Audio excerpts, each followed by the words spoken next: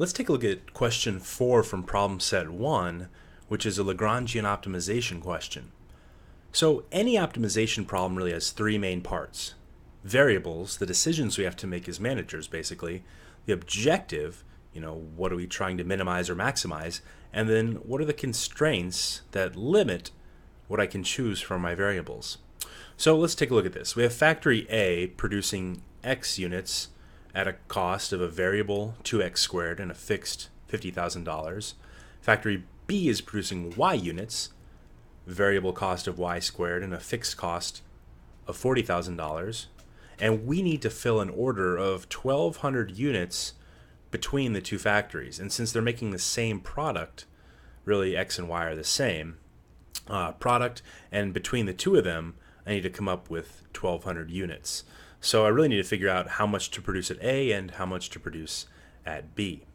So what are the variables? What are the decisions I have to make as a manager? Well, in this case, I have X and Y. How many units to make at factory A and how many to make at factory B. The objective, of course, is to minimize the cost.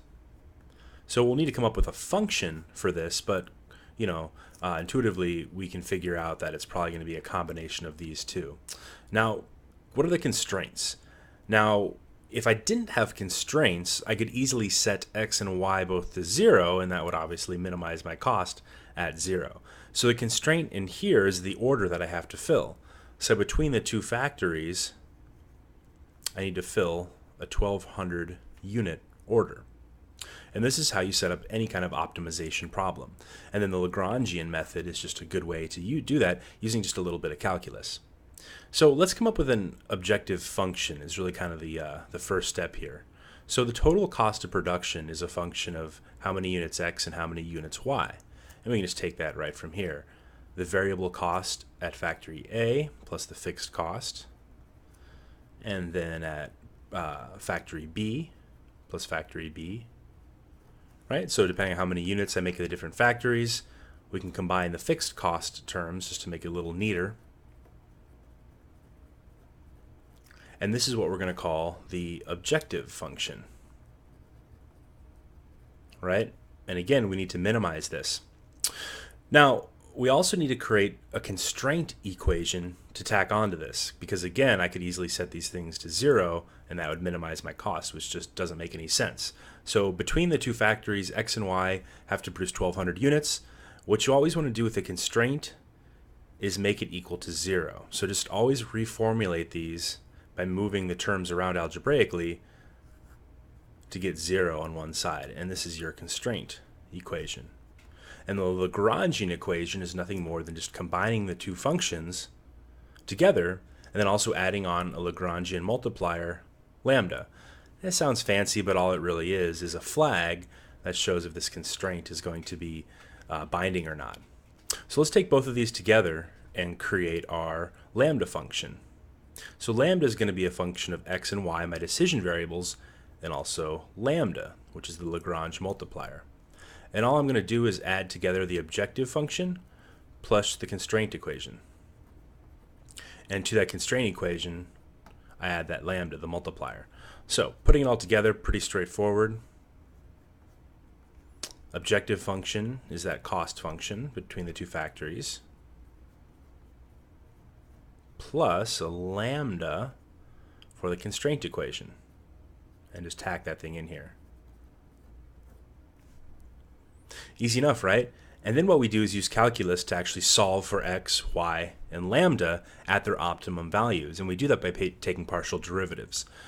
So I need to take 3 partial derivatives now at this point to get my values for X, Y, and lambda. To put this together, I'm going to take A as a partial derivative of the function with respect to X. So partial derivative of my Langrangean with respect to X. And again, this is where we got to just remember our differentiation rules, or derivative rules, excuse me. So 2x squared just becomes 4x. Y squared, that doesn't change as x changes, so this is neglected. This is also a constant. And then inside of here, if I multiply this out, I'd end up with a lambda x. So I'm going to add a lambda to that. For b, same thing, go through and find the partial derivative of the Lagrangian with respect to y. And again, as y changes, 2x squared doesn't change at all. So this becomes a constant, it drops out. The second term becomes 2y. This is a constant, it drops out. And again, multiplying through here, this would be a plus lambda, because it would be a lambda times y. All right, and remember from the lecture notes, if you take a look at the lecture notes 1, remember that these are going to equal 0 at the optimum. And finally, I take the partial derivative of my Lagrangian function with respect to lambda. Again, constant, this drops out, this drops out, this drops out, right? Because none of these values change as lambda changes.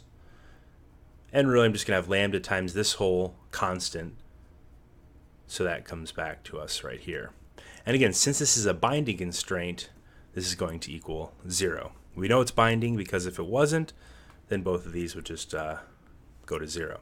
So now I have a system of 3 equations and 3 unknowns, and I just solve it. So here I can rearrange this and get lambda equals negative 4x, lambda equals negative 2y. These are now equivalent, so out of those two equations, I basically have 4x equals 2y, or x equals 1/2 times y. Okay, let's take that, plug it into the third equation. So 1/2 times y, substituting that in for x, right?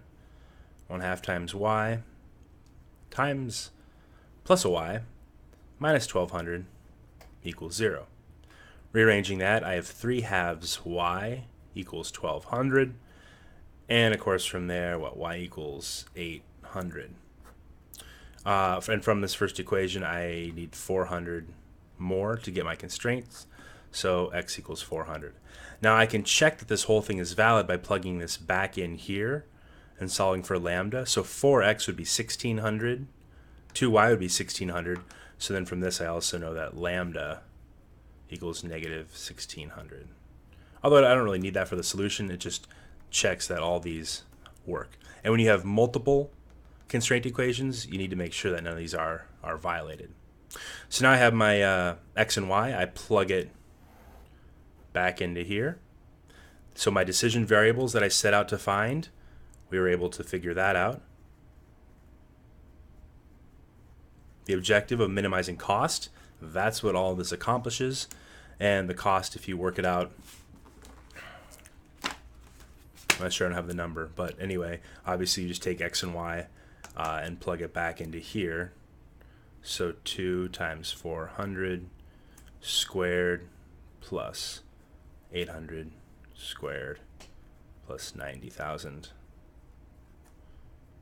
And we can work that out. All right, easy enough. That'll give us the minimum total cost. We figured out how to disperse the order between our two factories, and we learned how to set up this Lagrangian method, which again is really just a combination of the objective function plus the constraint equation, and that constraint equation multiplied by that lambda Lagrangian multiplier.